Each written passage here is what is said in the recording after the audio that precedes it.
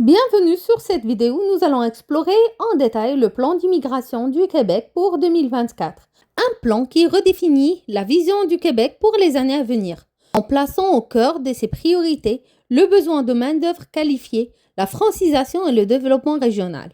Ce plan est bien plus qu'une simple feuille de route, c'est une vision pour un Québec plus diversifié, inclusif et résilient.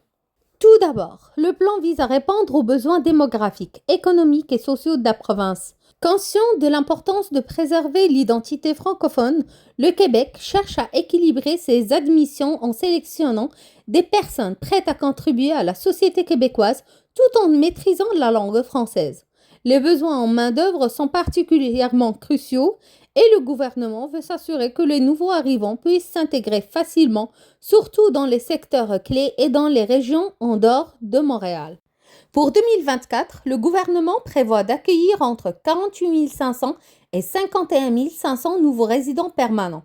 Ce nombre est réparti selon trois grandes catégories. Premièrement, l'immigration économique, qui constitue environ 65% des admissions, vise principalement les travailleurs qualifiés et les entrepreneurs. Deuxièmement, le regroupement familial représente environ 20%, donc permet aux familles de se réunir en contribuant à renforcer les liens familiaux au sein de la communauté québécoise. Et la troisième, c'est les personnes réfugiées et les admissions humanitaires qui forment environ 15%, offrant une chance de reconstruire une nouvelle vie pour ceux qui fuient les conflits ou les persécutions. Le Québec place la langue française au centre de son identité. Le plan 2024 met ainsi un fort accent sur la maîtrise du français, non seulement pour faciliter l'intégration des nouveaux arrivants, mais aussi pour protéger la culture francophone unique de la province. Des programmes de francisation renforcés seront mis en place pour aider les immigrants à maîtriser la langue dès leur arrivée. L'un des aspects les plus stratégiques de ce plan est l'incitation à s'installer en dehors de Montréal.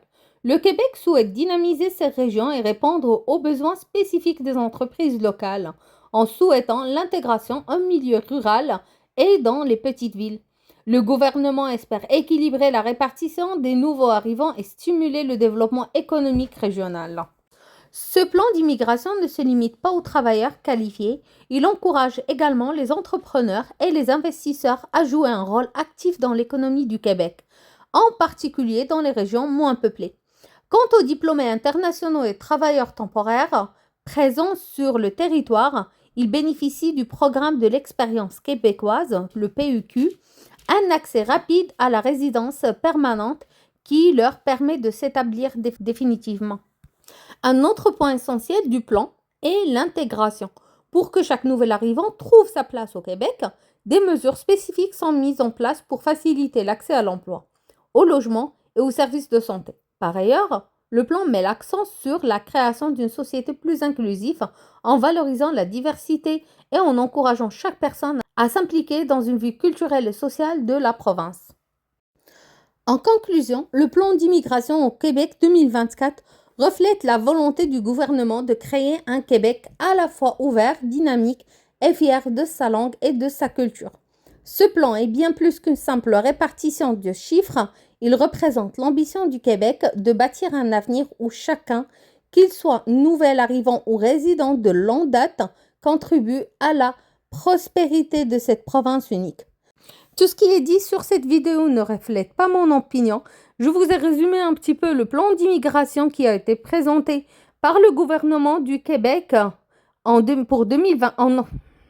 Merci d'avoir visionné cette vidéo qui vise seulement à informer sur le contenu du plan d'immigration du Québec pour 2024. Dont le contenu ne représente pas mon opinion personnelle, mais bien une description des informations et objectifs décrits dans le document officiel publié par le gouvernement. Je me suis basée principalement sur les éléments clés et les orientations exposées dans ce plan.